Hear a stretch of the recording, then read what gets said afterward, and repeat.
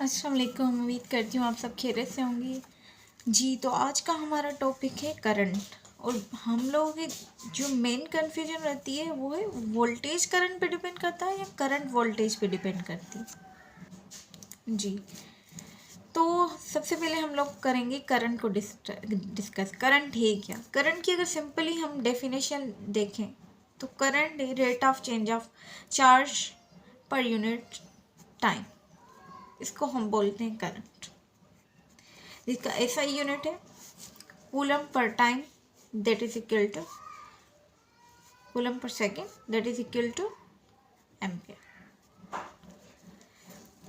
अब actually current के कहाँ से आई, मतलब करंट का कॉन्सेप्ट या बैकग्राउंड हिस्ट्री पे चलते हैं। फॉर एग्जांपल हमारे पास कोई कंडक्टर है, ठीक है।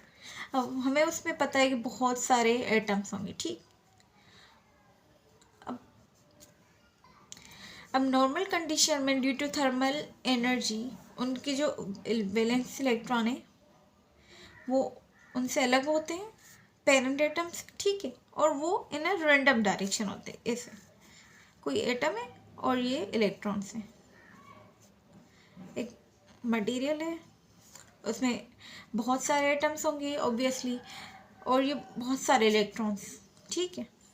अब ये सारे जो इलेक्ट्रॉन्स है वो किसी एक पोजीशन में नहीं होते, वो रैंडम पोजीशन में होते हैं, कोई ऐसे कोई ऐसे। हमारी करंट क्या है? Rate of flow of charges per unit time. ये चार्ज मूव करेगी पर यूनिट टाइम के हिसाब से, उसको ही हम बोलते हैं करंट। पर यहाँ पे अगर हम देखें नॉर्मल कंडीशन में कोई कंडक्टर लिया है, कंडक्टर में ऑब्वियसली बहुत सारे फ्री इलेक्ट्रॉन्स होते हैं, तो वो फ्री इलेक्ट्रॉन्स तो हमारे पास है due to thermal energy, but वो सारे इन अ रैंडम डायरेक्शन में। अब क्या करें कि हमें करंट मिले? तो इसके लिए हम लोग यूज़ करते हैं वोल्टेज। अब यहाँ पे ये वाला क्वेश्चन था ना हमारा कि वोल्टेज डिपेंड करता है करंट पे या करंट डिपेंड करती है वोल्टेज पे। जैसे हम लोग नहीं बोलते पहले चिकन आया या पहले मुर्गी आई या फिर पहले अंडा आया, ये वाली चीज़। तो यहाँ पे भी यही सेम कॉन्सेप्ट है। अब आप खुद देखेंगे कि कौन सी चीज़ किस पे डिपेंड करती है। अब हमारे पास ये कोई कंडक्टर है, ठीक है। यहाँ पे कोई बल्ब या कोई भी सोर्स लगा हुआ है, लोड लगा हुआ है, ठीक। यहाँ पे हमने रख दिया ये सोर्स, वोल्टेज सोर्स। ये इसकी पॉजिटिव टर्मिनल और ये इसका नेगेटिव।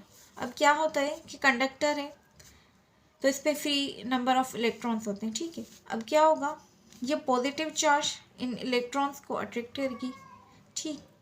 ये इलेक्ट्रॉन्स यहाँ से मूव होके यहाँ आएंगे इस तरफ, ठीक। उसके बाद नेगेटिव से इलेक्ट्रॉन नेगेटिव की तरफ नहीं जाते, बट इसके अंदर होता है केमिकल रिएक्शन जो एनर्जी देता है इन इलेक्ट्रॉन्स को के टूवर्ड्स नेगेटिव जाएं, ठीक। इलेक्ट्रॉन्स को एनर्जी मिल गई, अब वो क्या करेंगे, यहाँ से मूव होना स्टार्ट करेंगे। ये इलेक्ट्रॉन यहाँ से मूव होना स्टार्ट होगी, ठीक है।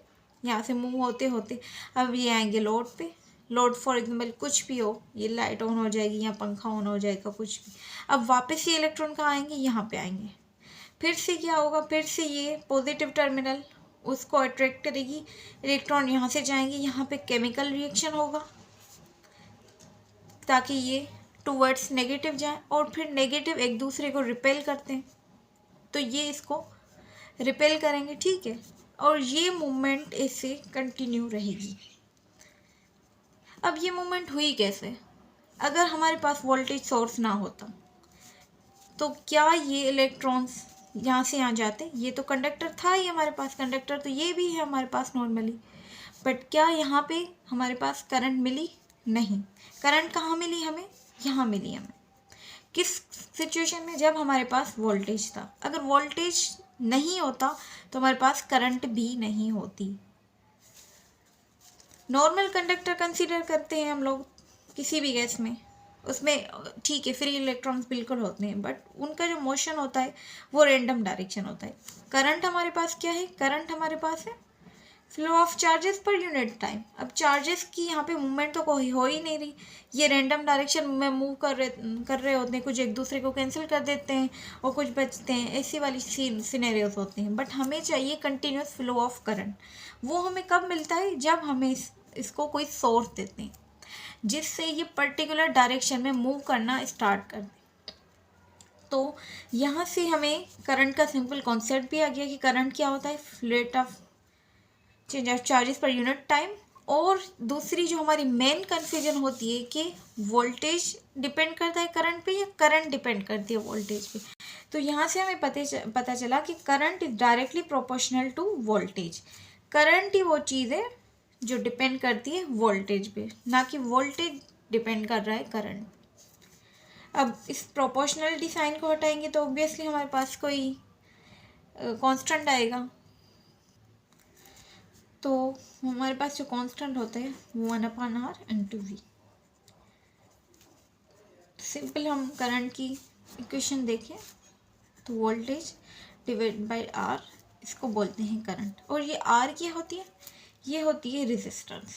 ये इसको हम नेक्स्ट टॉपिक में बहुत डिटेल से डिस्कस करने वाले हैं। अभी इस लेक्चर में हम लोग करंट तक ही रहेंगे और इसका जो यूनिट होता है वोल्ट पर ओम, दैट बिकम्स एम्पियर। तो ये सिंपल हमारे पास करंट का कॉन्सेप्ट है।